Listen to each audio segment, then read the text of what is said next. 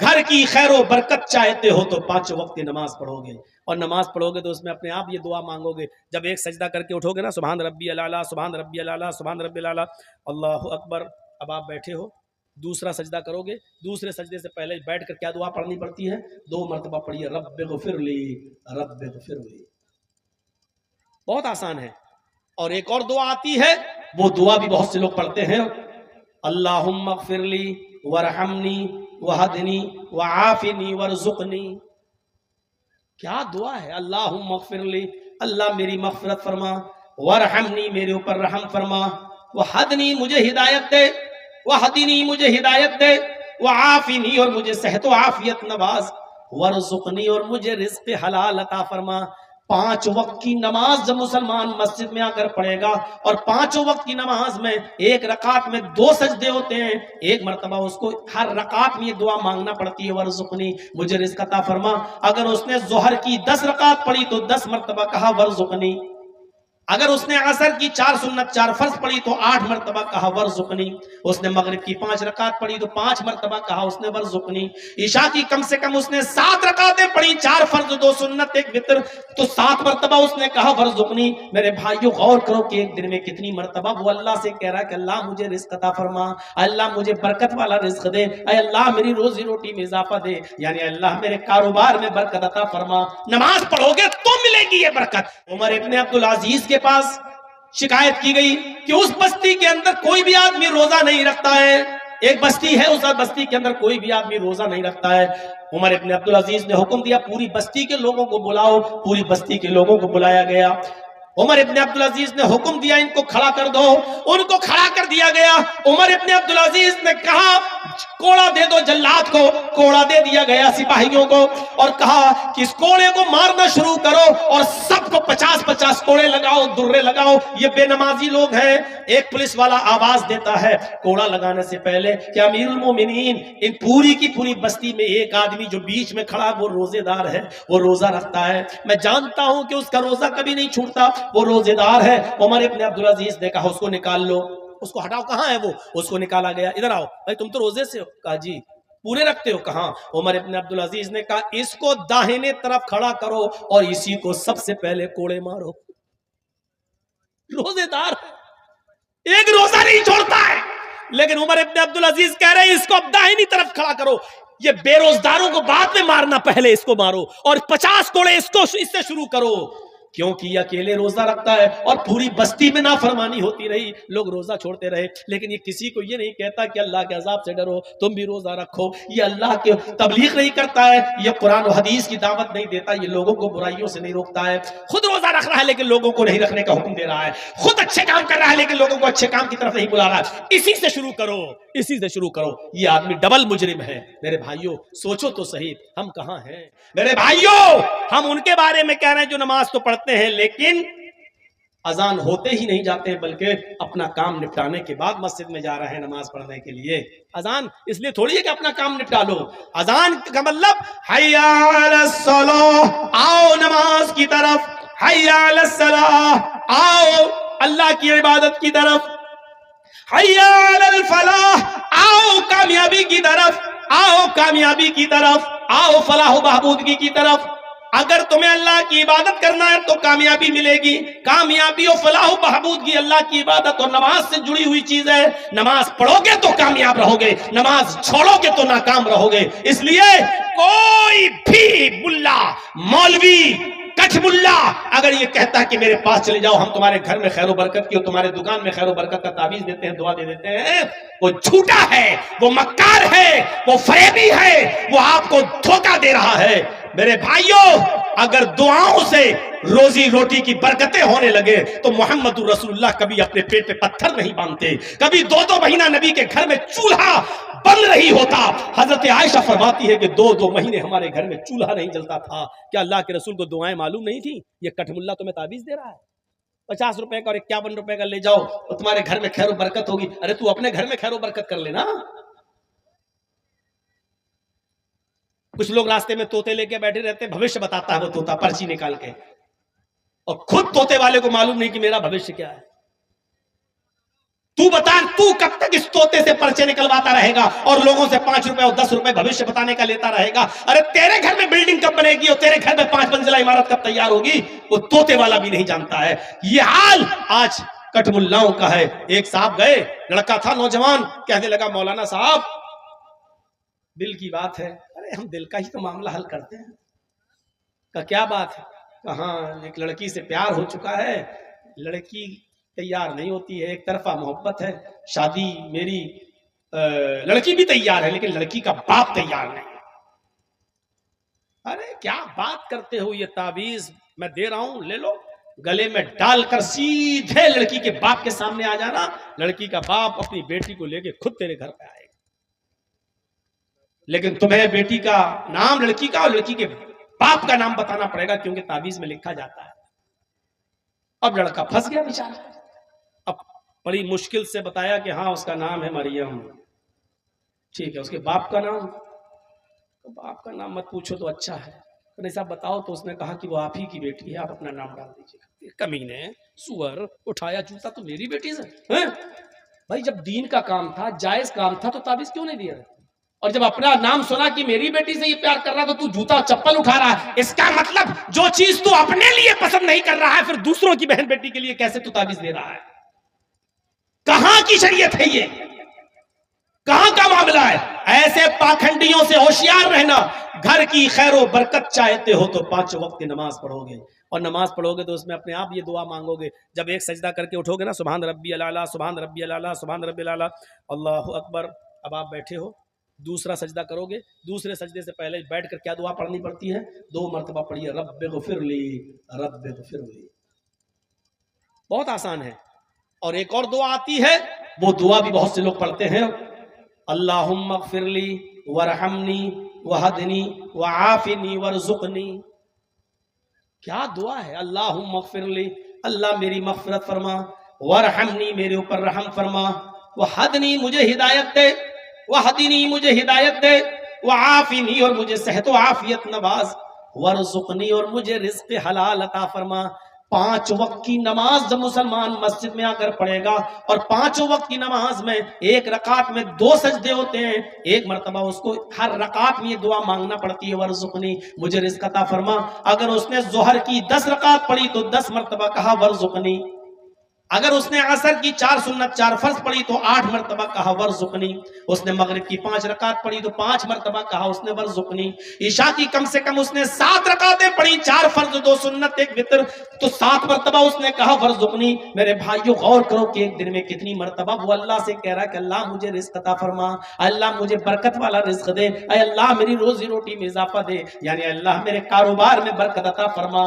نماز پڑھو گے تو ملے گی یہ برکت۔ تو یہ تیسری چیز تھی، وَلَا تَتْرُكَنَّ صَلَاةً مَكْتُوبَةً مُتَعَمِّدًا فَإِنَّ مَن تَرَكَ صَلَاةً مَكْتُوبَةً مُتَعَمِّدًا فَقَدْ بَرِئَتْ مِنْهُ ذِمَّةُ اللَّهِ۔ جو شخص فرض نماز کو قصداً جان بوجھ کر چھوڑ دیتا ہے، فقط بریت منہ ذمۃ اللہ، تو اللہ کی کوئی ذمہ داری اس کے اوپر نہیں رہتی ہے، نہیں مرا مرے کٹا کٹے۔ تو یہ 3 چیزیں میری آپ کے سامنے۔ اب ہر مسلمان غور کرے کہ وہ شرک سے کتنا بچتا ہے، ماں باپ کا کتنا بڑا فرما بردار ہے، اور نمازوں کا کتنا بڑا پابند ہے۔ کیا اسلام کے اندر وہ پورے کے پورے داخل ہے یا نہیں ہے؟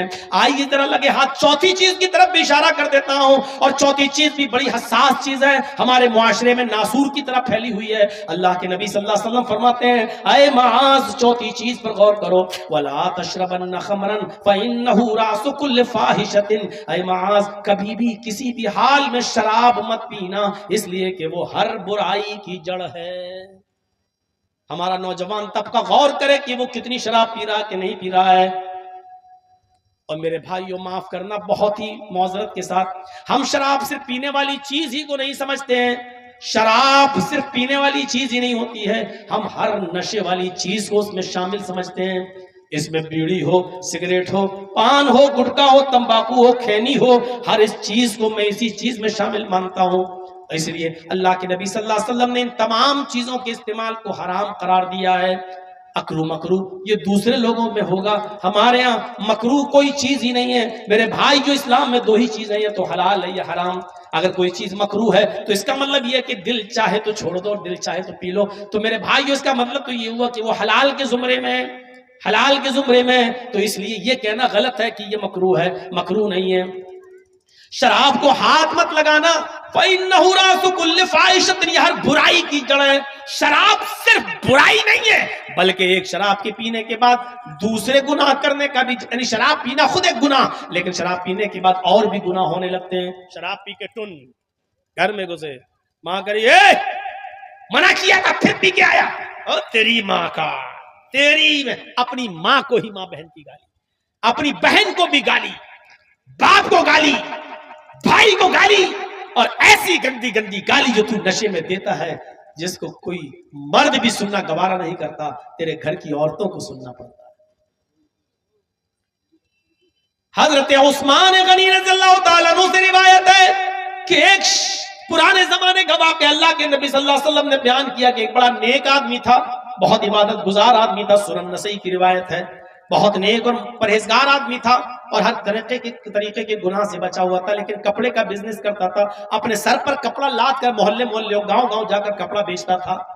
اس زمانے میں ایک عورت تھی جو بیوہ ہو چکی تھی، لیکن بڑی عیاش تھی، بیوہ ہو چکی تھی، اور وہ نوجوانوں کو اپنی طرف مائل کرتی تھی، جو خوبصورت لڑکا دیکھتی تھی اس کو اپنی طرف مائل کرنا چاہتی تھی۔ اس کی یہ خادمہ تھی، ایک نوکرانی تھی، اس نے اپنی نوکرانی کو حکم دیا کہ دیکھو کوئی خوبصورت لڑکا اگر تمہیں نظر آئے تو اس کو میرے پاس لے کر آنا۔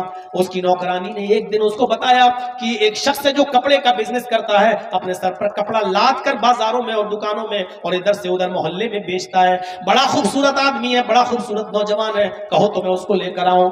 کہا کہ ٹھیک ہے اس کو لے کر آؤ۔ جیسے ہی اس نوکرانی نے اس نوجوان کو دیکھا تو کہنے لگی کہ میری مالکن ہے، وہ تمہیں بلانا چاہتی ہیں اور تم سے کوئی مسئلہ پوچھنا چاہتی ہیں، چلو قرآن و حدیث میں نہیں تم اس کو اس کے یعنی اس مذہب کے مطابق اس کا مسئلہ بتا دو۔ اس نے سوچا کہ کوئی دین کا معاملہ ہے جس مذہب پر یہ لوگ عمل کرتے تھے، لہٰذا چلو ہم چلتے ہیں، تمہاری مالکن کو کوئی مسئلہ ہے بتا دیتے ہیں۔ یہ نوکرانی اس کو لے کر گئی، یہ خادمہ اس کو لے کر گئی، اندر گھستی ہے تو دروازہ بند ہو جاتا ہے، کہتی ہے آئیے دوسرے دروازے میں۔ اس نے دوسرا دروازہ کھولا، جب یہ حضرت دوسرے دروازے میں داخل ہوئے تو داخل ہونے کے بعد دوسرا دروازہ بند ہو جاتا ہے۔ کئی دروازوں کے اندر لے کر گئی، وہاں اس کی مالکن بیٹھی ہوئی تھی، بیوہ عورت بیٹھی ہوئی تھی جو بڑی خوبصورت تھی اور حسین و جمیل تھی۔ اس نے اپنی باندی کو نوکرانی کو حکم دیا کہ تم اب جا سکتی ہو، اور اس نے کہا کپڑا دکھاؤ۔ وہ بیوہ عورت ان سے کہنے لگی مجھے کوئی مسئلہ نہیں پوچھنا ہے، مجھے صرف آپ سے کپڑا دیکھنا ہے۔ وہ اپنا کپڑا دکھانے لگے، یہ دیکھو یہ دیکھو، یہ اتنے میٹر، یہ اتنے گج، یہ اتنے گج، سب کپڑا دکھانے لگے، لیکن وہ کہنے لگی کہ مجھے کپڑا بھی نہیں دیکھنا ہے، ادنو منی، تم میرے قریب آ جاؤ، میں تم سے ملنا چاہتی ہوں، مجھے تم سے آج تلذذ ہے، یعنی لذت حاصل کرنا ہے، آؤ میرے ساتھ، آؤ زنا کرو میرے ساتھ، ہم بستری کرو۔ انہوں نے کہا معاذ اللہ، اللہ کی پناہ یہ چیز حرام ہے۔ اس عورت نے ان کو چاروں طرف سے گھیر لیا، کہا کہ تم نہیں جانتے، دامن میں پھنس چکے ہو، نکلو گے تو تمہاری نیکی پر اور تمہاری امانت داری پر دھبا لگے گا، ایسا شور کروں گی کہ میرے شور سے پورا محلہ جاگ جائے گا۔ اب تمہارے سامنے تین راستے ہیں، ان میں سے تمہیں ایک پر عمل کرنا ہے، یا پھر سمجھ لو کہ تم پورے علاقے میں رسوا ہو جاؤ گے اور لوگ کہیں گے دیکھو عبادت کرتا ہے اور کام اتنا برا ہے، اتنے کمرے کے اندر گھس کر ایک عورت کے ساتھ زنا کرنا ہے، ہم تو فوراً تمہارے اوپر الزام لگا دیں گے۔ یہ چاروں طرف سے بیچارہ نیک آدمی پھنس چکا ہے، بری طریقے سے کہتا ہے کہ اچھا میرے سامنے آپشن کیا ہے۔ اس نے ایک اور کمرے کے اندر لے گئی، سنیے میرے بھائیو حدیث کا واقعہ ہے، وہ ایک اور کمرے میں لے گئی، وہاں کیا دیکھتے ہیں یہ حضرت کہ ایک خوبصورت نوجوان، ایک خوبصورت چھوٹا سا بچہ بیٹھا ہوا ہے جس کی عمر 6-7 سال کی ہے، بہت ہی گورا چٹا لڑکا بیٹھا ہوا ہے، اور اسی کے پاس شراب رکھی ہوئی ہے، اور شراب کے پاس ایک چھری رکھی ہوئی ہے، اور وہیں جا کر یہ عورت بھی بیٹھ جاتی ہے۔ اب یہ کہتی ہے اس نیک آدمی سے، اس نیک شریف انسان سے کہ یہ چھری اٹھاؤ۔ اس نیک شریف انسان نے کہا کہ کیا کرنا چاہتی ہو تم؟ اس نے کہا کہ تم میرے ساتھ یا تو زنا کرو، اور زنا نہیں کرتے ہو تو اس لڑکے کو قتل کرو اس چھری سے، اٹھاؤ اور اس چھری سے اس بچے کو قتل کرو، یہ دوسرا آپشن ہے۔ اور یہ بھی نہیں کر سکتے ہو تو یہ شراب رکھی ہوئی ہے، تم شراب پی لو، جاؤ اتنا کام کر لو، ہم چھوڑ دیں گے تینوں میں سے کوئی کام، یا تو اس بچے کو قتل کرو، نہیں کرو گے میرے ساتھ زنا کرو، یہ بھی نہیں کرتے ہو تو شراب پی لو، کوئی ایک کام کرنا پڑے گا تبھی چھوڑوں گے۔ اب انہوں نے عقل دوڑائی कम गुनाह किस में है? तो कहते हैं कि सबसे बड़ा गुनाह यह है कि किसी नाहक को कत्ल करूं। इस बच्चे ने क्या बिगाड़ा बेचारे को? तो सबसे बड़ा गुनाह यह है कि मैं कत्ल करूं, नहीं कर सकता। उससे छोटा गुनाह यह है कि मैं इसके साथ जिना करूं। कत्ल के बाद सबसे बड़ा गुनाह जिना, तो मैं कत्ल भी नहीं कर सकता और इस औरत के साथ जिना भी नहीं कर सकता। मजबूरी है, अपनी जान बचाना है तो चलो शराब पी लेते हैं, बाद में अल्लाह से तौबा कर लेंगे कि अल्लाह मुझे माफ कर देगा। कम से कम ये कम गुनाह तो है, छोटा गुनाह तो है, कत्ल और जिना से कम तो है। उनकी अकल काम नहीं की और उन्होंने उस शराब को उठाया और पूरी की पूरी बोतल आंख बंद करके पी गए। जब पूरी की पूरी बोतल आंख बंद करके पी गए तो अब उनको नशा आया और नशे में जब उनका सर फतूर में पड़ गया तो उस औरत ने छुरी उसके हाथ में दे दी। उस आदमी ने, नेक शरीफ इंसान ने छुरी भी पकड़ ली और कहा इस बेटे को, इस लड़के को कत्ल करो। वो आदमी अब नशे में इतना चूर था कि वो उठा और उसने उस बच्चे के पेट में चाकू मारा, उसकी गर्दन पर भी चाकू मारा और उस बच्चे को भी कत्ल कर दिया। और उसके बाद उसने औरत ने उनको पकड़ के अपने ऊपर सवार कर लिया और शराब के नशे में तो थे ही, कपड़े उस औरत ने खुद उतार दिए और उस आदमी ने शराब के नशे में उस औरत के साथ जिना भी कर लिया। मेरे प्यारे साथियों, उसके बाद में मेरे अंदाजा लगाइए कि अभी तो एक गुनाह करवाया जा रहा था, अब उसने 3 गुनाह कर लिए, यानी बच्चे को कत्ल भी कर दिया, औरत से जिना भी कर लिया और शराब भी पी ली। बहरहाल शराब, ये पूरे काम करने के बाद उनको निकाल दिया गया, घर से बाहर कर दिया गया और बिलाखिर वो पकड़े गए और उनको गिरफ्तार कर लिया गया और फिर उनके ऊपर उस कानून के मुताबिक मुकदमा चला। मैं कहना ये चाहता हूं कि एक गुनाह करवाया जा रहा था, लेकिन शराब पीने के बाद वो 3 गुनाह कर बैठे, ये सोचकर कि ये सबसे कम गुनाह है, इन दोनों गुनाहों से कम गुनाह है। और जैसे उन्होंने शराब पी तो शराब के नशे में वो भूल गए कि नेकी क्या बुराई क्या है। उन्होंने कत्ल को भी मामूली समझा और उन्होंने जिना को भी मामूली समझा। अल्लाह के नबी फरमाते हैं, आए मुआज़ ला तशरबन्न खमरन फइन्नहु राज़ु कुल्लि फाहिशा, आए मुआज़ कभी भी शराब मत पीना, इसलिए कि शराब तमाम बुराइयों की जड़ है। शराब पियोगे तो हर किस्म का गुनाह तुम करोगे। शराब पीने वाला जिना भी करेगा, शराब पीने वाला चोरी भी कर सकता है, शराब पीने वाला अपने माँ बाप को भी बुरा समझेगा, शराब पीने वाला अपनी बहन और बेटी तक को गाली दे देगा। मेरे भाइयों, शराब पीने के बाद इंसान की अकल काम नहीं करती। अल्लाह के नबी फरमाते हैं कि मेरी उम्मत पर एक जमाना ऐसा आ जाएगा जो जमाना बनी इसराइल पर आया था। ला यअतियन्ना अला उम्मती मा अता बनी इसराइल हज़वन नाल बिन नाल, जैसे दोनों जूते जो पैरों में पहने जाते हैं वो बराबर होते हैं, ऐसी मेरी उम्मत में और बनी इसराइल में कोई फर्क नहीं रहेगा, दोनों बराबर होंगे। यहां तक कि बनी इसराइल में हत्ता इन कान मिनहुम मन ताला उम्मीही अलानियतन, यहां तक कि कौम बनी इसराइल में से कोई शख्स अपनी मां के साथ जिना किया होगा, अपनी मां के साथ उसने मुंह काला किया होगा सरेआम सबके सामने, तो मेरी उम्मत पर भी कयामत उस वक्त तक नहीं आएगी जब तक कि मुसलमानों में भी ऐसे लोग पैदा ना हो जाएं जो अपनी मां के साथ जिना करें, वो भी चौराहे पर, वो भी सरेआम सबके सामने। जब तक ये मुसलमान अपनी मां बहन बेटी के साथ चौराहे पर सबके सामने जिना नहीं करेगा, कयामत नहीं आएगी। मेरे भाइयों, ये मां बहन और बेटी के साथ एक नौजवान जिना करेगा, यहां तक पहुंचाने वाली चीज होगी शराब। यही शराब का नशा एक दिन नौजवान को उसकी मां बहन और बेटी के साथ जिना करने पर मजबूर कर देगा और कहेगा मेरा तो अकल ही काम नहीं कर रही थी, मेरा तो दिमाग ही काम नहीं कर रहा था। मेरे भाइयों, कयामत की निशानियों में से एक निशानी यह है कि नौजवान अपनी मां और बहन और बेटी के साथ जिना करेंगे। मुरादाबाद का एक वाकया मैं आज से 13-14 साल पुराना बताता हूं कि वहां एक लड़की बेचारी नौजवान लड़की की शादी एक बूढ़े आदमी से कराई गई। जब रीजन पूछा गया तो पता ये चला कि इस कुंवारी लड़की से इसके बाप ने जिना कर लिया था, और उस लड़की के पिस्तान से दूध आना शुरू हो गया था। जब वहां के इलाके की औरतों को पता चला तो जब इसको जबरदस्ती पूछा गया कि बता मुजरिम कौन है, ये तेरे साथ ये हरकत किसने की है, तो उसने रोते हुए दास्तान सुनाते हुए अपने बाप का नाम लिया। मेरे भाइयों, गौर करो, अब ये दिन आ चुके हैं कि बाप अपनी बेटी के साथ जिना करने लगा, भाई अपनी बहन के साथ भी मुंह काला करने में थक नहीं रहा है। अब मोबाइलों में और यूट्यूब पर और उससे भी घिनौने सॉफ्टवेयर आ चुके हैं, उनमें जाकर जब आप डीपली घुसोगे, जब शहावत जागेगी और शहावत को पूरा करने का कोई इंतजाम नहीं होगा तो इंसान अपनी मां और बहनों बेटियों के साथ भी जिना करेगा, जानवरों के साथ भी जिना करेगा। ये सब कयामत की निशानियां शुरू हो चुकी हैं। मेरे भाइयों, हमें और आपको मुआशरे की इस्लाह करना है तो शराब नोशी से तौबा करना है। ये 4 चीजें ही मैं बता सका, 10 चीजें मेरी थी, लेकिन 10 चीजों पर मैं नहीं चल पाऊंगा। और 5वीं चीज इतना बता दूं कि इय्याका वल मासिया, فإن بالمعصیۃ حل سخط اللہ، اللہ کی نافرمانی کا کوئی کام مت کرنا، جس بستی میں اللہ کی نافرمانی ہوتی ہے اللہ کا عذاب اس بستی پر حلال ہو جاتا ہے۔ اللہ کی نافرمانی مت کرنا۔ دیکھ لیجئے آپ کے گاؤں میں کتنی اللہ کی نافرمانی ہو رہی ہے۔ اگر آپ کے گاؤں میں آرکیسٹرا آتی ہو اور ڈانس کرتی ہو اور پورے گاؤں میں کوئی آدمی آرکیسٹرا کو ڈانس کرنے سے روکنے والا نہ ہو تو سمجھ لو اس گاؤں کے اندر عذاب آنے والا ہے۔ اگر شراب نوشی عام ہے اور کوئی شرابیوں کو شراب پینے سے منع نہیں کر رہا ہے تو سمجھ لو اس بستی پر اللہ کا عذاب حلال ہو چکا ہے۔ اگر بستی میں اکثر لوگ بے نمازی ہیں اور مسجدوں میں 4 5 10 آدمی آ رہے ہیں تو سمجھ لو کہ اللہ کی نافرمانی کا اس بستی میں ہو رہی ہے، اللہ کا عذاب اس بستی کے اوپر حلال ہو چکا ہے۔ اگر بستی کے اندر جوا کھیلا جا رہا ہے لیکن کسی کو روکنے کی ہمت نہیں ہے اور منع کرنے کی ہمت نہیں ہے تو سمجھ لو کہ اس بستی کے اوپر اللہ کا عذاب حلال ہو چکا ہے۔ جب اللہ کا عذاب آئے گا تو نیک لوگ بھی پیسے جائیں گے اور برے لوگ بھی۔ جب چکی میں گیہوں پیسا جاتا ہے تو اس کے ساتھ گھن بھی پیس جاتا ہے۔ جب اللہ کا عذاب کسی بستی میں آتا ہے تو بروں کے ساتھ اچھے لوگ بھی پیس دیے جاتے ہیں۔ ہاں یہ الگ بات ہے کہ اچھے لوگوں کو قیامت کے دن ان کی نیتوں اور ان کے اچھے عمل کی وجہ سے اٹھا کر جنت میں داخل کر دیا جائے گا۔ یا ایھا الذین آمنوا ادخلوا فی السلم کافہ، اے ایمانوں والو تم اسلام کے اندر پورے کے پورے داخل ہو جاؤ۔ آئیے چند چیزیں بتاتا ہوں، ان چیزوں پر غور کر کے اپنے آپ کو ٹٹولیے اور دیکھیے ہم کتنے % مسلمان ہیں۔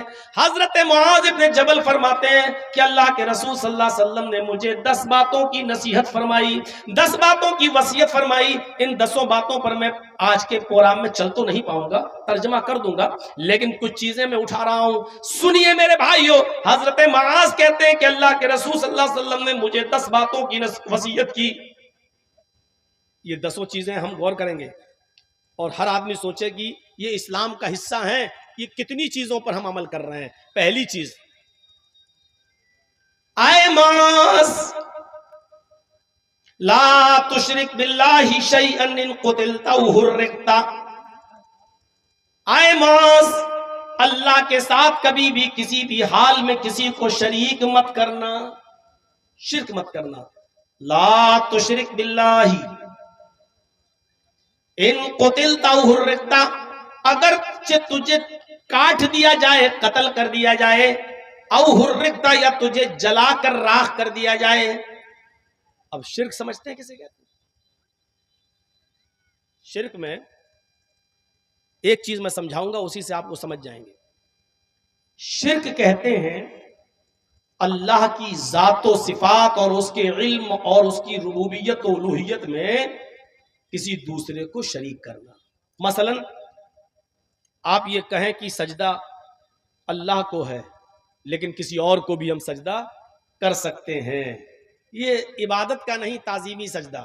آپ اس طریقے کی اگر باتیں کرتے ہیں، ہم اللہ سے دعا کرتے ہیں کہ اللہ تو مجھے شفا دے، اے اللہ میرے باپ کا انتقال ہو گیا تو ان کو جنت دے، یہ دعا ہم کہیں اور جا کر بھی کر سکتے ہیں کہ آپ ہمارے باپ کے لیے دعا کیجیے اللہ تعالیٰ سے کہ اللہ تعالیٰ میرے باپ کو بخش دے، یا کہیں جا کر ہم کہیں کہ بیٹا نے شادی کو 20 سالیں ہو گئی ہیں، 10 سالیں ہو گئی ہیں، بچہ نہیں ہو رہا ہے، آپ ہمیں اللہ سے دعا کر کے، اللہ سے سفارش کر کے مجھے بیٹا بیٹی دلوا دو۔ میرے بھائیوں آپ ڈائریکٹ مانگیے۔ شرک کو سمجھنے کے لیے ایک اور مثال میں دیتا ہوں آپ کو۔ ایک چیز ہوتی ہے کفر اور ایک چیز ہوتی ہے شرک۔ انتہائی مجبوری میں جہاں آپ کی جان کو خطرہ ہے اور کوئی آپ سے کفر کرا رہا ہے، وہاں اپنی جان کو بچانے کے لیے کفر کرنا جائز ہو جاتا ہے، لیکن شرک کرنا ادھر بھی جائز نہیں ہے۔ مثلا کوئی شخص آپ کو پکڑ لے، چاقو نکال لے، پسٹل نکال لے، خنجر نکال لے، اور 4-5 لوگ آپ کو پکڑ لیں اور پکڑ کر کہیں کہ اے کس کو مانتا ہے؟ آپ کہو اللہ کو، اور وہ مارے تھپڑ، اللہ کا انکار کر، اللہ کا انکار کر، اللہ کا انکار کر، اور ایسی صورت میں آپ کی جان جانے والی ہو اور آپ جانتے ہو کہ جب تک اللہ کا انکار نہیں کریں گے یہ آدمی مجھے چھوڑیں گے نہیں، مار ڈالیں گے، ایسی صورت میں، ایسی شکل میں آپ اللہ کا انکار کر سکتے ہیں اور اپنی جان بچا سکتے ہیں، جائز ہے۔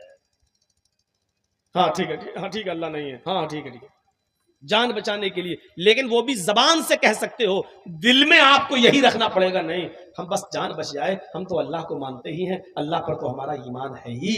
صرف اپنی زبان سے ان کے سامنے یہ جملہ کہہ دو کہ ٹھیک ہے میں اللہ کا انکار کرتا ہوں، مجھے چھوڑ دو، آپ کی جان بچ گئی. گھر آئیے پھر سے کہیے کہ اللہ تو میرے دل کا حال جانتا ہے، میں نے دل سے تیرا انکار نہیں کیا تھا. جائز ہے.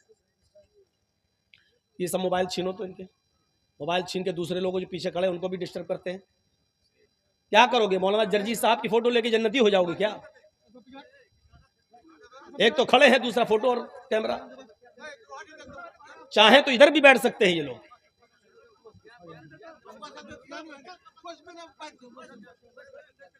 بھائی آپ تو جانتے ہیں کہ میرے نام پر جب بھیڑ ہو جاتی ہے تو اسی طریقے کا انتظام کریے.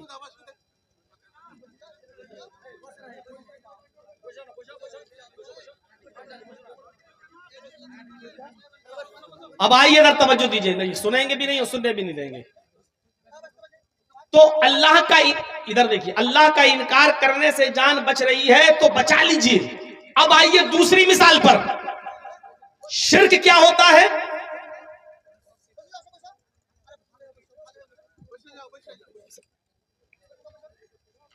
اب شرک دیکھیے، وہی 4-5 لوگ آپ کو پکڑے ہوئے ہیں، زبردستی پکڑے ہوئے ہیں، آپ کو مار بھی رہے ہیں اور یہ کہہ رہے ہیں کہ تو مجھے سجدہ کر، میں سردار ہوں اس قوم کا، یا یہ میرے سردار ہے میرے قوم کے، ان کو سجدہ کر. جب تک تو ان کو سجدہ نہیں کرے گا میں تجھے نہیں چھوڑوں گا. اب دیکھیے، جب تک تو مجھے یا میرے سردار کو سجدہ نہیں کرے گا میں نہیں چھوڑوں گا، قتل کر دوں گا، مار دوں گا. تو ایسے موقع پر اپنی جان بچانے کے لیے آپ اس کو یا اس کے سردار کو سجدہ نہیں کر سکتے ہو. یہاں جان جا رہی ہے تو جانے دو، لیکن آپ کسی غیر کے سامنے سجدہ نہیں کر سکتے. سجدہ کر لیا تو شرک ہو گیا.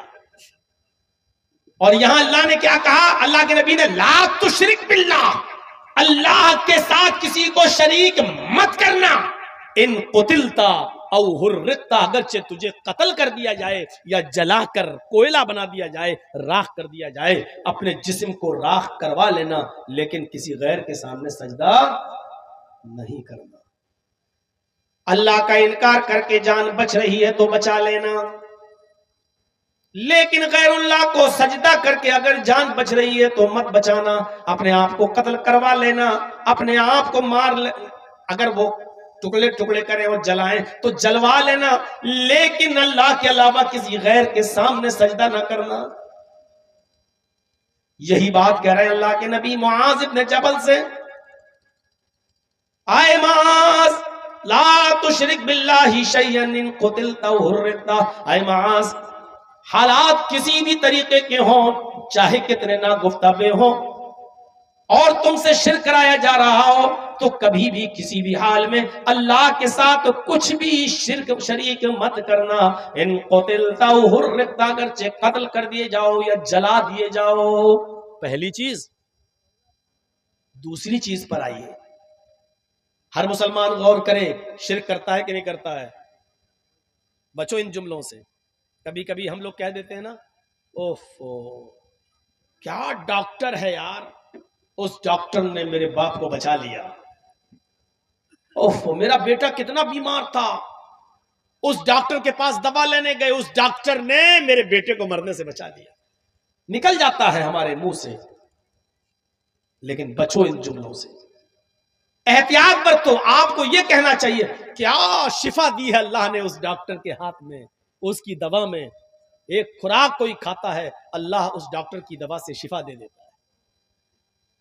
اللہ نے اس ڈاکٹر کی دوا میں ایسی شفا دی کہ میرے باپ بچ گئے، میرا بیٹا بچ گیا. یہ جملے بولیے. جہاں آپ نے یہ بول دیا کیا ڈاکٹر ہے یار، اس نے تو ایسی دوا دی میرے باپ کو مرنے سے بچا لیا، میرے بیٹے کو مرنے سے بچا لیا. ارے میرے بیٹا تو آخری سانسیں لے رہا تھا، ڈاکٹر کیا ڈاکٹر ہے، اس نے بچا لیا. کتنا بڑا گناہ کر رہے ہیں، اگرچہ ہمارے دل میں نہیں ہے، لیکن شرک چیونٹی کی چال سے زیادہ باریک ہے. ہمارے گھر میں کتا پلا ہوا ہے، ایک مثال دے رہا ہوں. رات بھر نگرانی کرتا ہے. چور گھسنے والے تھے ہمارے گھر میں, ڈاکہ ڈالنے والے تھے, کتے نے بھونکنا شروع کر دیا, چور بھاگ گئے. آپ نے صبح اٹھ کر کہہ دیا اوہ اگر گھر میں کتا نہیں ہوتا تو چوری ہو جاتی.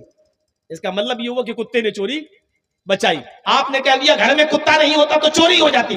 آپ یہ کہو اوہ اللہ نے اس کتے کی وجہ سے میرے گھر میں چوری بچوا دی. اگر میرے گھر میں, حالانکہ گھر میں کتا نہیں پالا جا سکتا ہے, لیکن ایک مثال میں دے رہا ہوں آپ کو. تو میرے بھائیو, شرک چیونٹی کی چال سے زیادہ باریک ہوتا ہے. لا تشرک باللہ ان شیئا ان قتلتا حرقتا. پہلی چیز ہو گئی. دوسری چیز پر آئیے, کیونکہ ایک چیز پر ہم بولنے لگیں گے تو سارا ٹائم اسی میں چلا جائے گا. آئیے دوسری چیز, ہم اور آپ غور کریں کتنا شرک کر رہے ہیں. تو پورے مسلمان ہیں کہ نہیں, اسلام کے اندر پورے کے پورے داخل ہیں یا نہیں. اب دوسری چیز پر غور کیجئے, معاشرے کا زبردست حصہ ہی یہ, وَلَا تَوْقَنَّ وَالِدَيْكَ وَإِنْ أَمَرَاكَ أَن تَخْرُجَ مِنْ أَهْلِكَ وَمَالِكَ. اپنے ماں باپ کی کبھی بھی نافرمانی مت کرنا. والدیک میں دونوں چیزیں شامل ہیں, ماں بھی اور باپ بھی. وَلَا تَوْقَنَّ وَالِدَيْكَ, اپنے ماں اور باپ دونوں کی کبھی بھی کسی بھی حال میں نافرمانی مت کرنا. آگے والا جملہ سنو, تھوڑا سا برا لگے گا, اور جو لوگ اپنے ماں باپ سے ناراض ہیں ان کو تو حقیقت میں برا لگے گا. ہو سکتا ہے کہ جلسے سے اٹھ کے بھاگنے لگے کہ مولوی میری ہمارے خلاف بول رہا ہے. وَلَا تَوْقَنَّ وَالِدَيْكَ, اپنے ماں باپ کی کبھی نافرمانی مت کرنا.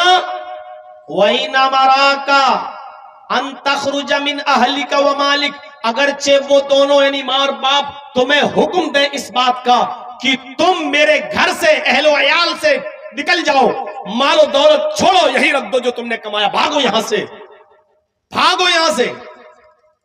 ان تخرج من اہلک و مالک, اگر وہ تمہیں تمہارے مال سے بے دخل کر دیں اور تمہارے اہل و عیال یعنی بیوی بچوں سے بھی بے دخل کر دیں, تو تمہیں اپنے بیوی بچوں کو چھوڑنا پڑے گا اور اپنا کمایا ہوا مال بھی چھوڑنا پڑے گا. اس لیے کہ تو بھی اور تیرا کمایا ہوا مال بھی تیرا نہیں ہے, لے ابیک تیرے باپ کا ہے. اگر باپ نے تجھے پیدا نہیں کیا ہوتا تو کہاں سے کماتا.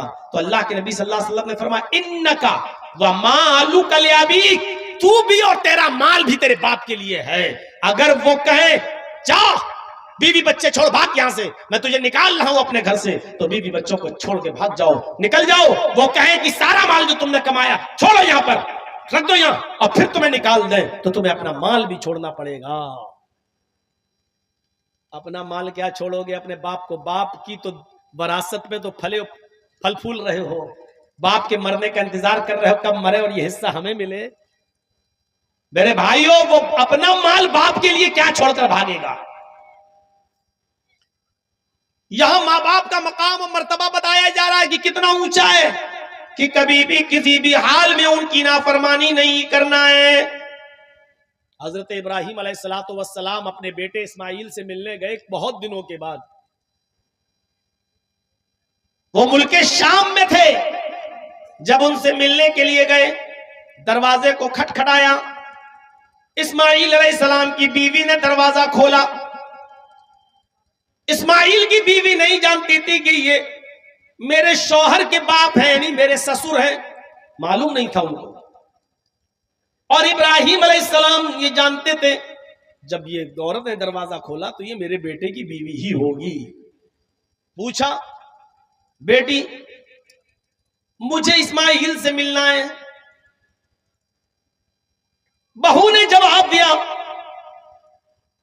بزرگوار سے کہ اسماعیل تو گھر پہ ہے نہیں, وہ تو جنگل کی طرف گئے ہوئے ہیں, گھر میں کھانے پینے کو کچھ نہیں تھا اس لیے شکار کرنے کے لیے گئے ہیں.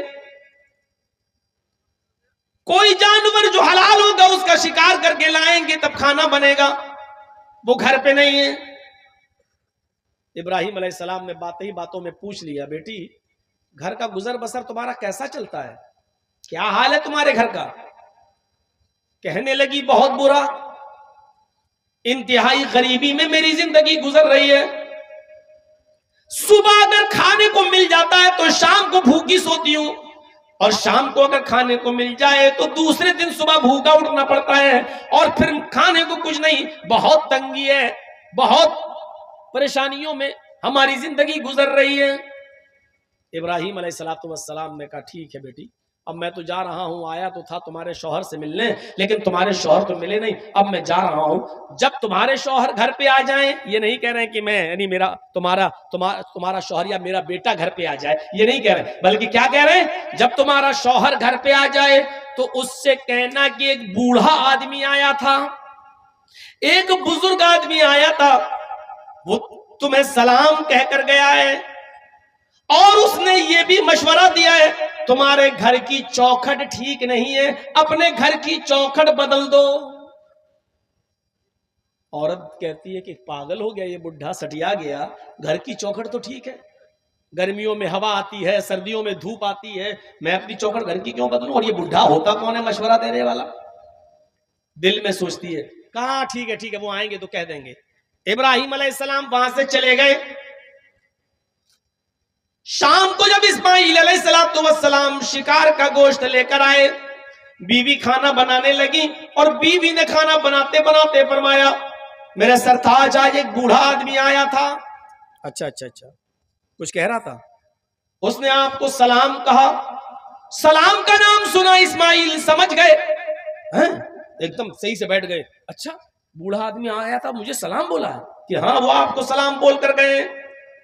वालैका वालैहिस्सलाम वालैकी वालैहिस्सलाम, उन पर भी सलामती हो, तुम पर भी सलामती हो। और कुछ कहा उन्होंने? कहा वो बुढ़ा बड़ा दिमाग का खिसका हुआ लग रहा था, सटियाया हुआ लग रहा था। कहा क्यों? कहा वो कह रहा था कि जब तुम्हारे शौहर घर पे आ जाएं तो उनसे कहना कि तुम्हारे घर की चौखट ठीक नहीं है, उसको बदल दो, चेंज कर दो, घर की चौखट ठीक नहीं है। इस्माइल अलैहिस्सलाम ने कहा मेरी बीवी, उसने तुमसे कुछ पूछा था? कहा उसने पूछा था घर में गुजर बसर कैसी चल रही, जो हकीकत थी मैंने बता दिया, मैंने कह दिया कि अच्छी नहीं चल रही है। सुबह खा लो तो शाम को भूखा सोना पड़ता है, और शाम को खा लो तो सुबह भूखा उठना पड़ता है, फिर कुछ मिलता ही नहीं। बड़ी तंगी में, बहुत ही परेशानी में हमारी जिंदगी गुजर रही है। फरमाया मेरी बीवी, वो बुजुर्ग बुढ़ा मेरा बाप था, तुम उसकी बहू, उसने मुझे सलाम कहा है, मैंने जवाब दे दिया है। उसने कहा घर की चौखट बदल दो, तो इस चौखट को बदलने की बात नहीं कही थी। उसने चौखट को बदलने का मतलब यह था कि तुम अल्लाह की नाफरमान बंदी हो, नाशुक्री बंदी हो। तुमने कहा घर की गुजर बसर अच्छी नहीं चल रही है, तुम्हें तो कहना चाहिए था कि अल्हम्दुलिल्लाह, अल्लाह का शुक्र है, उसने जिस हाल में भी रखा है हमारी जिंदगी बड़ी अच्छी गुजर रही है, अल्लाह ने जिस हाल में रखा है मैं खुश हूं, तुम्हें यह कहना था। लेकिन तुमने कहा बड़ी तंगी में गुजर रही है, तुमने अल्लाह की नाशुक्री की है, इसलिए मेरे बाप ने मुझे हुक्म दिया है अपने घर की चौखट बदल दो। इसका मतलब यह कि मेरे बाप ये कह कर गए हैं कि अपनी बीवी बदल दो।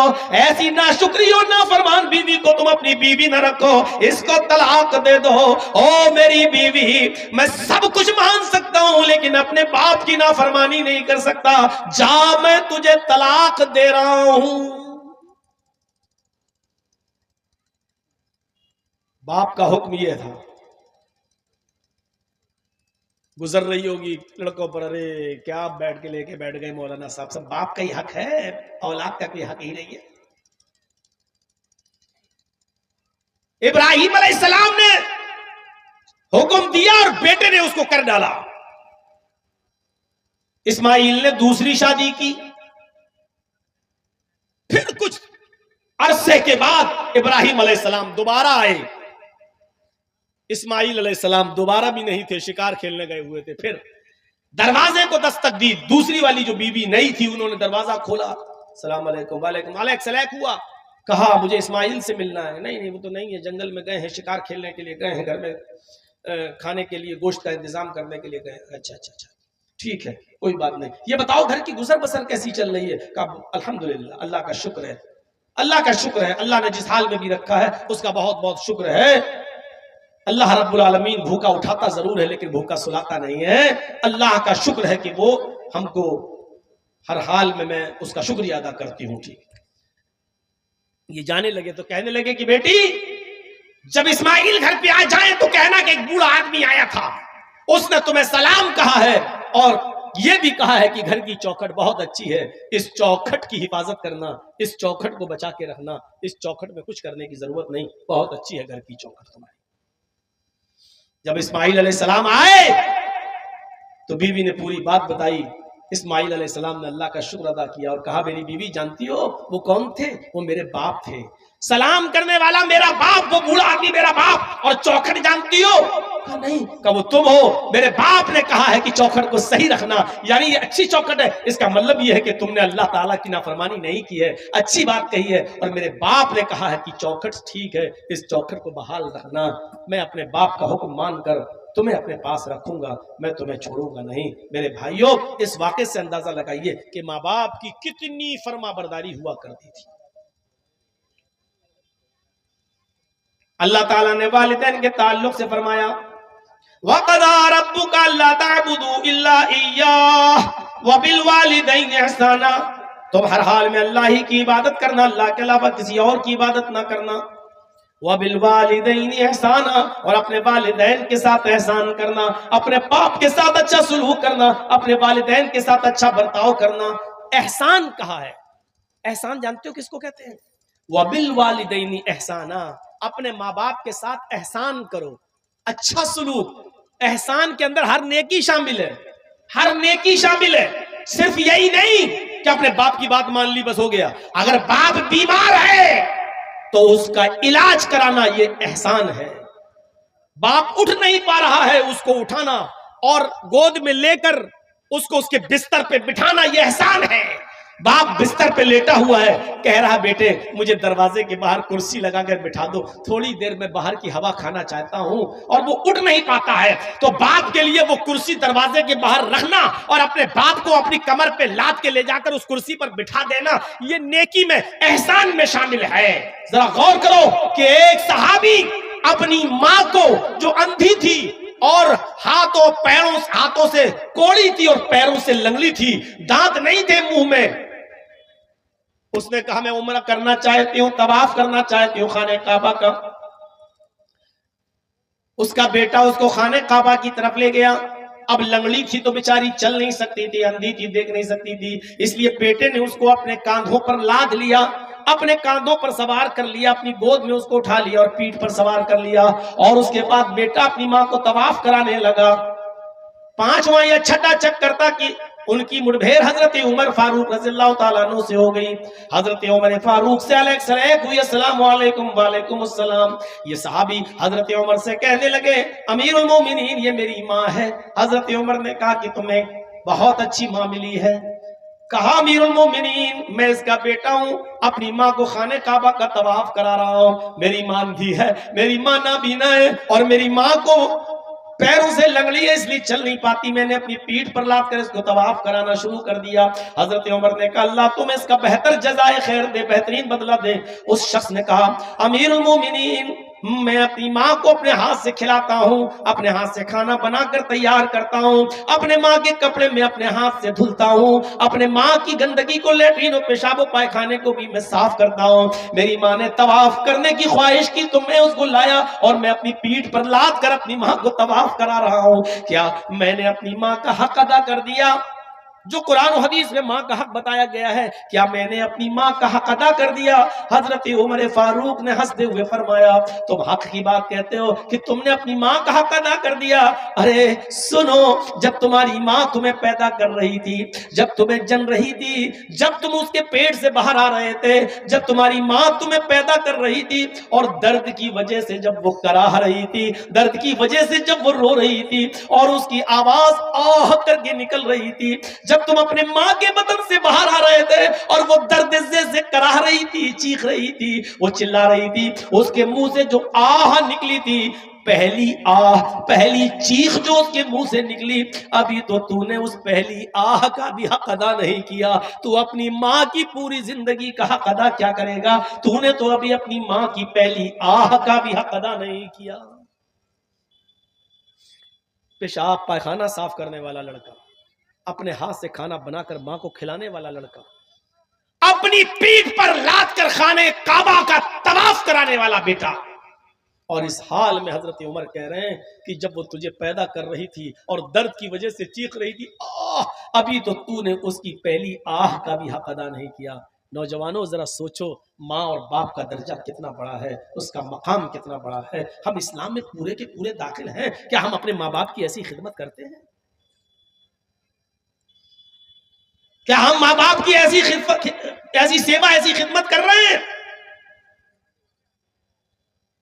ایسی اولاد، تاریخ کے اوراق پڑھیے تو ایسی اولاد گزرے گی کہ باپ بھی جیل میں اور بیٹا بھی جیل میں، باپ کی عمر 90 سال اور بیٹے کی عمر 50 سال، باپ بھی جیل میں اور بیٹا بھی جیل میں، لیکن دونوں پکے نمازی۔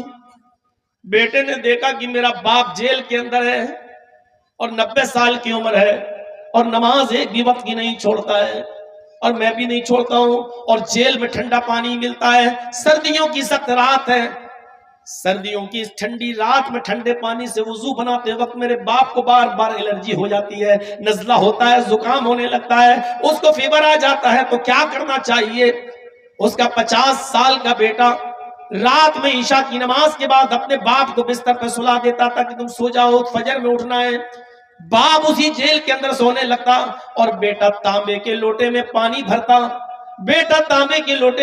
بھرتا، اور اس پانی کو، اس لوٹے کو اپنے پیٹ سے لگا لیتا، اور صبح فجر کی اذان تک، فجر کی نماز تک اس لوٹے کو اپنے پیٹ سے لگائے رکھتا کہ پیٹ کی گرمی سے پانی میں کچھ گرمی آ جائے، اس پیٹ کی گرمی سے پانی میں کچھ حرارت آ جائے۔ اور جیسے ہی فجر کا وقت ہوتا بیٹا فوراً اپنے باپ کو پانی دیتا، جو قدرے گرم ہو جاتا، تھوڑا بہت اس کی ٹھنڈک مٹ جاتی اور تھوڑی گرمی آ جاتی، کہتا بابو جلدی سے وضو بنائیے، پانی ٹھنڈا ہو جائے گا، اور اس کا باپ جلدی سے وضو بناتا۔ میرے پیارے ساتھیوں، یہ واقعہ کئی چیزوں کی طرف اشارہ کر رہا ہے۔ پہلا اشارہ تو یہ کرتا ہے کہ 90 سال کے باوجود باپ فجر تک کی نماز قضا نہیں کر رہا ہے، جیل کی سلاخوں میں ہونے کے باوجود باپ نماز کا عادی ہے، اور بیٹا پوری رات لوٹے کو اپنے پیٹ سے لگا کر پانی کو گرم کر رہا ہے کہ پیٹ کی گرمی سے پانی کچھ گرم ہو جائے۔ یہ باپ کی خدمت کا ایک انوکھا واقعہ ہے۔ میرے بھائیوں ذرا اندازہ لگاؤ کہ ایسی اولادیں آج کہاں ملیں گی، ایسی بچے آج کہاں ہیں جو اپنے ماں باپ کی ایسی خدمت کرنے والے ہوں، جو اپنے ماں باپ کی ایسی سیوا کرنے والے ہوں۔ فرمایا وَلَا تَعُقَّنَّ وَالِدَيْكَ وَإِنَّ مَرَاكَ أَن تَخْرُجَ مِنْ أَهْلِكَ وَمَالِكَ، اپنے ماں باپ کی کبھی بھی نافرمانی مت کرنا، اگرچہ وہ دونوں تمہیں تمہارے بیوی بچوں سے دور ہونے کا حکم دے دیں اور مال و دولت کو چھوڑ دینے کا آرڈر دے دیں، اس کے باوجود تم اپنے ماں اور باپ کا دل مت دکھانا اور ان کی خدمت کرتے رہنا، ان کی نافرمانی کبھی مت کرنا۔ دو چیزیں ہو گئی۔ تیسری چیز پر آئیے نوجوانوں، تیسری چیز، پہلی چیز شرک مت کرنا، چاہے جلا دیے جاؤ یا قتل کر دیے جاؤ، پہلی چیز۔ دوسری چیز اپنے ماں باپ کی کبھی نافرمانی مت کرنا، اور تیسری چیز کی طرف اشارہ کر رہے ہیں اللہ کے نبی معاذ وَلَا تَتْرُكَنَّ صَلَاةً مَكْتُوبَةً مُتَعَمِّدًا، اے معاذ فرض نماز کبھی بھی کسی بھی حال میں مت چھوڑنا۔ فرض نماز، تاکید دیکھیے، تاکید پر تاکید، لا تترکن صلاۃً مکتوبۃً متعمدًا، ہرگز کبھی بھی کسی بھی حال میں تم فرض نماز مت چھوڑنا، صلاۃً مکتوبۃً فرض نماز، متعمدً قصدً جان بوجھ کر، عمدً جان بوجھ کر کبھی بھی فرض نماز قصدً مت چھوڑنا۔ ہاسپٹل جانا ہے، باپ بیمار ہے، جلدی سے لے کے جا رہے ہیں، اذان ہو رہی ہے، جلدی سے وضو بنائیے۔ مسجد میں آپ جائیں گے 15 منٹ کے بعد جماعت ہوگی، 15 باپ حالت سیریس ہے، جلدی سے وضو بنائیے، فرض 4 رکعت پڑھیے ظہر کی، اور فوراً ایمبولینس میں بیٹھیے اور باپ کو لے کے جائیے، سنت چھوڑ دیجیے، جائیے۔ یہ ہے فرض نماز، تو کبھی بھی کسی بھی حال میں تمہیں نہیں چھوڑنا ہے۔ باپ بیمار، بیٹا بیمار، لیکن آپ مسجد میں جائیں گے دیر لگے گی، پھر 15 منٹ جماعت کا انتظار کریں گے دیر لگے گی، اس حال میں بیٹا سیریس ہو سکتا ہے، آپ کو جلدی لے کے جانا ہے، زیادہ بری کنڈیشن ہے، فوراً گھر میں 4 رکعت हल्की सी नमाज पढ़ लीजिए, इन्ना अतैनाकल कौसर फसल्लि लिरब्बिका वनहर, इन्ना शानिअका हुवल अब्तर। दूसरी रकात में कुल हुवल्लाहु अहद अल्लाहु समद लम यलिद। 4 रकात पढ़िए और फौरन अपनी औलाद को, अपने बेटे, बाप, माँ, कोई भी बीमार हो उसको लेके जाइए, ऐसे मौके पर सुन्नत छोड़ दीजिए। ये है फर्ज नमाज को किसी भी हाल में न छोड़ने का मतलब है। ला ततरुकन्ना सलातन मक्तूबतन मुतअम्मिदन कसदन अमदन, जानबूझकर फर्ज नमाज मत छोड़ना। बाप हॉस्पिटल में एडमिट है या बेटा हॉस्पिटल में एडमिट है, अब ऐसी मजबूरी में आपको क्या करना है? 4 ज़ोहर पढ़ लीजिए, उसी के साथ 4 असर पढ़ लीजिए। पता नहीं असर में मुझे कहाँ जाना पड़े, बेटे का चेकअप कराना पड़े, ये कराना पड़े, तो आप ज़ोहर के साथ असर मिला लीजिए, या ज़ोहर को थोड़ा लेट कर दीजिए और असर को थोड़ा पहले कर लीजिए और दोनों नमाजें एक साथ पढ़ लीजिए। मगरिब और इशा भी आप ऐसे ही कर सकते हैं कि मगरिब के साथ इशा पढ़ लीजिए। आप पढ़ना है, लेकिन जो किसी भी कंडीशन में छोड़ी नहीं जा सकती है। फरमाया ला ततरुकन्ना सलातन मक्तूबतन मुतअम्मिदन, फर्ज नमाज को नमाज कभी भी किसी भी हाल में तुम्हें तर्क नहीं करना है, छोड़ना नहीं है, कसदन जानबूझकर। अगर छोड़ दोगे तो क्या होगा? फइन्न मन तरका सलातन मक्तूबतन मुतअम्मिदन फक़द बरियत मिन्हु ज़िम्मतुल्लाह, जो शख्स फर्ज नमाज को कसदन अमदन जानबूझकर छोड़ देता है, कायम है लेकिन नहीं पढ़ रहा है, अजान हो रही है, रुक जाओ, इंडिया पाकिस्तान का मैच आ रहा है, आखिरी ओवर रह गया है, आखिरी ओवर देख ले तब जाएंगे, वो ओवर देखा तब तक मस्जिद में गया, जमात हो चुकी है। इसको कहते अमदन और जानबूझकर छोड़ना। अमदन और कसदन जानबूझकर छोड़ना इसको कहते हैं। आप दुकान पर बैठे हैं, अजान की आवाज हो रही है, अब बेटे को फोन करो, बेटे जल्दी आओ, तुम बैठो दुकान पे, मैं नमाज पढ़ने जाऊंगा। अब जब तक बेटा आ रहा है तब तक आप दुकान पे बैठ के शॉपिंग कर रहे हैं, और जब बेटा आया अब आप नमाज पढ़ने के लिए जा रहे हैं। मेरे भाइयों, जब नमाज पढ़ने के लिए मस्जिद में पहुंचे तो जमात हो चुकी है, जबकि उसूल ये था कि दुकान बंद करते, बेटे से भी कहते कि चलो नमाज पढ़ने, बाप भी पढ़ता और बेटा भी पढ़ता। मेरे भाइयों, दोनों को नमाज पढ़ना था। ये मस्जिद बन रही है इसलिए नमाज का टॉपिक उसी पर चिस्पा कर लीजिएगा, क्योंकि मस्जिद बनती ही इसलिए है कि उसमें इबादत हो, नमाज पढ़ी जाए। मस्जिद बना ली लेकिन नमाजियों से खाली रहे तो कोई फायदा नहीं। मेरे भाइयों, जरा तसव्वुर कीजिएगा, फइन्न मन तरका सलातन मक्तूबतन मुतअम्मिदन, अगर फर्ज नमाज को कसदन जानबूझकर छोड़ दिया, बरियत मिन्हु ज़िम्मतुल्लाह, तो अल्लाह की जिम्मेदारी खत्म हो जाती है। मर जहां मरना है, किसी भी हाल में तू रहे, अब अल्लाह की भी कोई जिम्मेदारी नहीं। फक़द बरियत मिन्हु ज़िम्मतुल्लाह, अल्लाह की भी जिम्मेदारी खत्म हो जाती है। एक जगह अल्लाह ताला ने कुरान में फरमाया, वमन अअरज़ा अन ज़िक्री फ़इन्न लहू मईशतन ज़न्का, मेरे जिक्र से एराज करोगे तो फ़इन्न लहू मईशतन ज़न्का, हम तुम्हारी रोजी को तंग कर देंगे, तुम्हारी रोजी को बंद नहीं कहा, तंग कर देंगे। आज बताइए, ये मसला है हमारे आपके सामने के नहीं? मौलाना साहब बहुत पैसा कमाता हूं लेकिन रुकता नहीं है, बरकत नहीं होती है, मैं घर पे आता हूं 1000-2000 रुपए रोज कमाता हूं, लेकिन उससे ज्यादा खर्चे हो जाते हैं, कभी कोई बीमार कभी कोई। मेरे भाइयों, कितने लोग ऐसे हैं हमें मिल चुके हैं जो कहते हैं कि मौलाना एक महीने में हम 50-50 लाख रुपए कमाते हैं लेकिन बरकत नहीं है।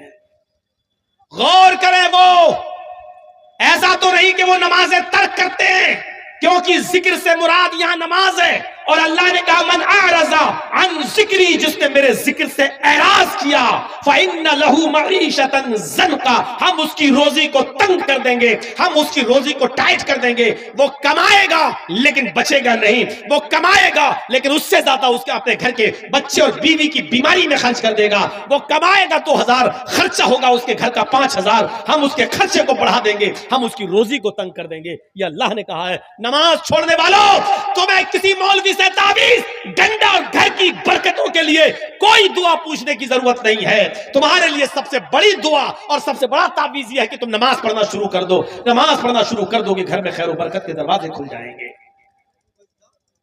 नमाज नहीं पढ़ोगे, अल्लाह ने यह नहीं कहा रोजी बंद कर देंगे। फ़इन्न लहू मई, क्या कहा? फ़इन्न लहू मईशतन ज़न्का, जो मेरे जिक्र से एराज करेगा। और सुनो, एराज करना किसको कहते हैं? एक मिसाल ये भी समझा दूं आपको ताकि दिमाग में बैठ जाए। नमाज छोड़ने की बात नहीं कही जा रही है, नमाज छोड़ने वाला मुसलमान है या नहीं ये एक अलग टॉपिक है। ابھی میں اگر اس پر بول دوں تو بڑا ہنگامہ بھی ہو سکتا ہے، اس لیے میں فتنے کو ہوا نہیں دینا چاہتا ہوں۔ میرے بھائیوں، صرف اتنا نماز چھوڑنے والا یا صرف جمعہ نماز پڑھ کے پورے ہفتے نماز چھوڑنے والا، اس کو مسلمان کہا جا سکتا ہے یا نہیں کہا جا سکتا، وہ ایک الگ مسئلہ ہے۔ اس کی طرف ہم ابھی جانا ہی نہیں چاہ رہے ہیں، ہم ایک نیا فتنہ کھڑا نہیں کرنا چاہ رہے ہیں آپ کے درمیان۔ لیکن اتنا بتا دوں آپ کو، یہاں نماز چھوڑنے والے کو نہیں کہا جا رہا ہے، من اعرض عن ذکری کہا جا رہا جو نماز سے اعراض کرے گا، یعنی پڑھے گا تو لیکن ٹائم بے ٹائم۔ اعراض کرنا کس کو کہتے ہیں؟ بچہ رو رہا ہے اور بھوکا ہے، اور ماں ٹی وی دیکھ کے سیریل دیکھ رہی ہے۔ اب ٹی وی تو کہاں بہت زیادہ، اب تو وہ ہے موبائل میں ڈرامہ دیکھ رہی ہے، سیریل دیکھ رہی ہے ماں اس کی۔ بچہ رو رہا ہے، ماں جانتی ہے کہ بچہ بھوکا ہے، ماں جانتی ہے کہ بچہ دودھ مانگ رہا ہے، رو رہا ہے، لیکن ماں کہہ رہی رک جاؤ ابھی اس کو دودھ پاتے پلاتی ہوں، پہلے یہ ڈرامہ دیکھ لوں، آخری شاٹ رہ گیا ہے ایپیسوڈ کا، یہ دیکھ لوں میں، اور 10 منٹ اسی میں لگا دیتی ہے۔ تو کیا کہا جاتا ہے؟ ماں اپنے بچے سے اعراض کر رہی ہے۔ اب جب 10 منٹ پورا ہو گیا، ڈرامہ ختم ہو گیا، ناٹک ختم ہو گیا، اب ماں گئی بچے کو اٹھایا اور اس نے اپنے پستان سے لگایا، دودھ پلایا۔ ماں نے دودھ تو پلایا ہے لیکن پھر بھی بچے سے روگردانی کی ہے۔ اس کو جب بچے کو دودھ پلانا تھا تب نہیں پلایا، اس نے ناٹک جب تک پورا نہیں دیکھ لیا تب تک اس نے بچے کو دودھ نہیں پلایا۔ تو کیا کہا جائے گا؟ ماں نے اعراض کیا بچے سے، ماں نے روگردانی کی بچے سے، ماں نے بچے سے منہ پھیرا، یعنی ناٹک میں اتنی منہمک ہو گئی کہ بچے کو بھول گئی، حالانکہ دودھ پلایا۔ ایسے ہی ہم دکان میں بیٹھ گئے، ہم میچ دیکھنے لگے، ہم کہیں پھنسے ہیں اور اذان ہو رہی ہے، نماز اذان کیا حیا علی الصلاۃ، لیکن ہم یہ کام پورا کر لیں گے تب جائیں گے مسجد میں، ہم یہ میچ پورا ہو جائے گا تب جائیں گے مسجد میں، ہمارا یہ آخری چیز رہ گئی ہے، یہ اگر ہم چھوڑ دیں گے تو انکمپلیٹ رہے گی، ہم یہ کام کر لیں، یہ 5 مریض رہ گئے، جب تک ان کو نہیں دیکھ لیں گے تب تک، یہ 5 ہی تو رہ گئے، ابھی ہم ان کو سب کو دوا دے دیتے ہیں۔ اب ہم ان کو دیکھنے لگے اور دکان بند نہیں کی، دیکھنے لگے، اور اس کے بعد جب 5 مریضوں کو دوا دے دی، یا ہم نے پورا میچ دیکھ لیا یا پورا ہم نے ڈرامہ دیکھ لیا، اس کے بعد یا ہم نے پورے دکانوں کو کسٹمر کو نپٹا دیا، اس کے بعد ہم جا رہے ہیں نماز پڑھنے، اور نماز پڑھی لیکن جماعت ہو گئی۔ نماز تو پڑھی ہے آپ نے لیکن جماعت نکل گئی، جس وقت حی علی الصلاۃ کہا جا رہا تھا اس وقت آپ نہیں گئے۔ ایک کسٹمر ہے میری دکان پہ، مانگ رہا بھائی 5 کلو گھی دے دو یا 2 کلو تیل دے دو، حی علی الصلاۃ کی آواز آئی، اسی وقت چھوڑ دو آپ۔ اب آپ سوچو گے یار 5 کلو گھی لے لے گا تو 1 کلو گھی پر اگر ہم کو 20 روپے بچ رہے ہیں تو 5 کلو پر 100 روپے، چلو تولنے ولنے میں لگا دیا۔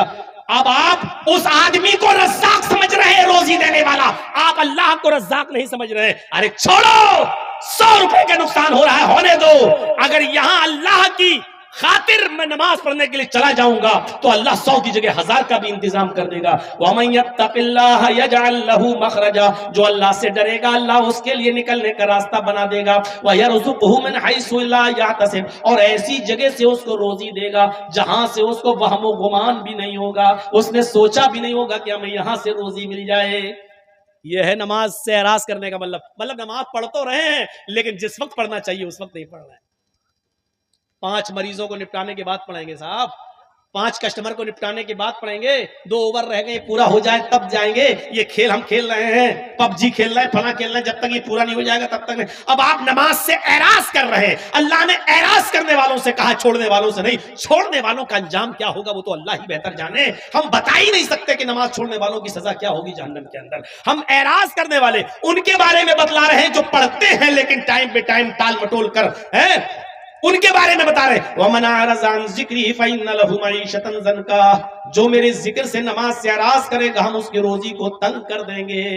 یہ 5 وقت کی نماز پڑھنے والوں کا حال ہے، جو نماز تو پڑھتے ہیں لیکن ٹائم بے ٹائم، ان کی روزی کو ہم تنگ کر دیں گے، تو بے نمازیوں کی روزی کا کیا حال ہوگا؟ اب آپ کہو مولانا صاحب کافر تو اتنے ہیں ہندوستان میں کہ جن کی گنتی نہیں ہے، اب آپ بتاؤ ان کو تو خوب مل رہی ہے روزی روٹی، امبانی کو دیکھو کتنا امیر ہے۔ میرے بھائیوں، اللہ کے نبی نے ان کے بارے میں تو کہہ دیا ہے، دنیا سجن المومن، ارے دنیا مومن کے لیے جیل کھانا ہے۔